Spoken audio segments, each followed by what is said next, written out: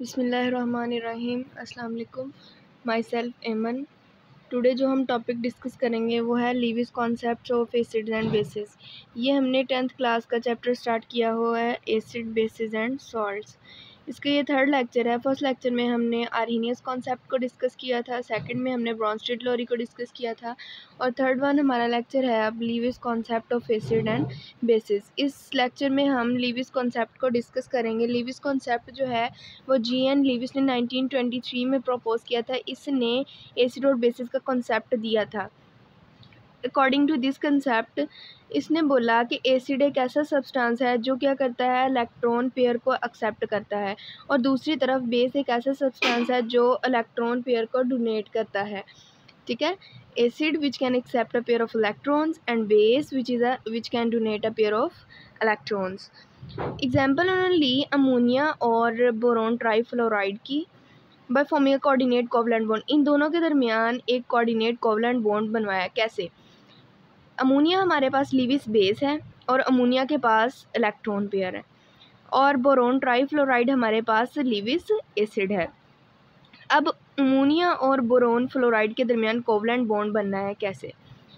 Bye donating an electron pair of ammonia. Ammonia क्या करेगा, अपने इलेक्ट्रॉन पेयर को डोनेट करेगा, और जो बोरोन ट्राईफ्लोराइड है वो क्या करेगा, इलेक्ट्रॉन पेयर को एक्सेप्ट करेगा।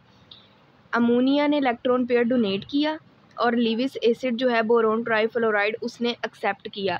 इन दोनों के दरमियान बाय डोनेटिंग और बाय एक्सेप्टिंग दोनों के दरमियान एक बॉन्ड बन गया, और इस बॉन्ड को हमने कोऑर्डिनेट कोवलेंट बॉन्ड का नाम दिया।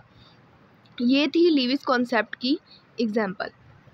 अब देखिए कैटाइन जो है, कैटाइन किसको बोलते हैं? प्रोटॉन इटसेल्फ और मेटल आयन। कि प्रोटॉन खुद भी हो सकता है या फिर कोई मेटल आयन भी हो सकता है। Also act as a Lewis acid. इसकी हम क्या एग्जांपल लेंगे कि एक हमारे पास प्रोटॉन है, मतलब हाइड्रोजन H पॉजिटिव, और साथ में अमोनिया है। अमोनिया के पास 2 इलेक्ट्रॉन पेयर हैं।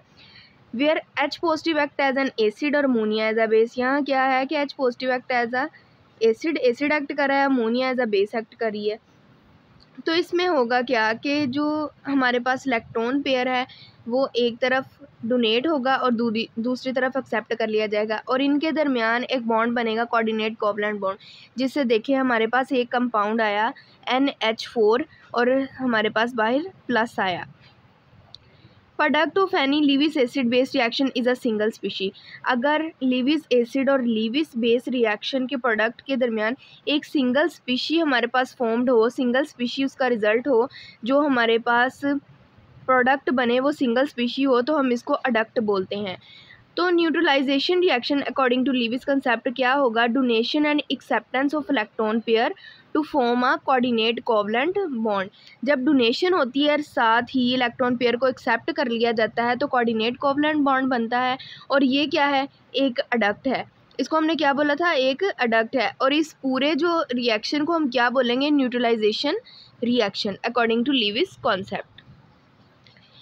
अब देखें इनमें थोड़ा सा हमें उन्होंने बताया हुआ है एसिड और लीविस बेसिस के बारे में, कि एसिड क्या है? इलेक्ट्रॉन पेयर एक्सेप्टर, और दूसरी तरफ अगर बेस को देखा जाए तो वो क्या है? Electron pair donor. Any substance which has an unshared pair of electron can act as a Lewis bases. जिसके पास कोई भी सब्सटेंस जिसके पास अनशेयर्ड पेयर ऑफ इलेक्ट्रॉन होंगे वो बेस होगा, और जिसके पास एम्प्टी ऑर्बिटल होंगे which can accommodate a pair of electron act as a Lewis acid. यानी एम्प्टी ऑर्बिटल होगा तो वो क्या करेगा? अकोमोडेट करेगा पेयर ऑफ इलेक्ट्रॉन, और उसको हम क्या बोलेंगे? Lewis acid. नेक्स्ट जो स्लाइड है हमारे पास वो है लीविस एसिड।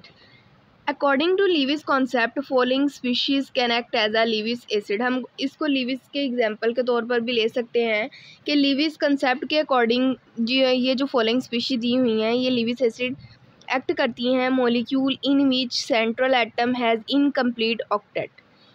ऑक्टेट कहते हैं 8 को, जिनके सेंट्रल एटम में इनकम्प्लीट ऑक्टेट हो मॉलिक्यूल के। For example BF3, AlCl3, FeCl3।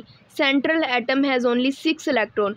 हमने भी यही बोला कि जिनके सेंट्रल एटम में इनकम्प्लीट ऑक्टेट हो, यानी 8 इलेक्ट्रॉन कंप्लीट ना हो।